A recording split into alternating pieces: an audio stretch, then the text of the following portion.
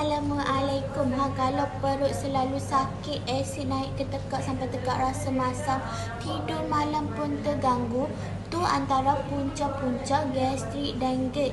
Kalau dibiarkan lama-lama, kalau kita tak mencegah dia, lama-lama boleh jadi lagi teruk. So sekarang ni antara salah satu herba yang boleh kita amalkan ialah batang mimpi. Tapi jangan risau sebab sekarang ni kita telah diformulasikan khas dengan jus golik ni. Jus golik ni kita ada temulawak dan batang mimpi untuk bantu kurangkan kita punya asid dalam perut, bantu menstabilkan perut yang tak selesa tu, dan bantu kurangkan kita punya keradangan perut. Kita tak ada langsung menggunakan bahan pengawet, tak ada langsung guna bahan kimia, dan tak ada langsung menggunakan gula tambahan.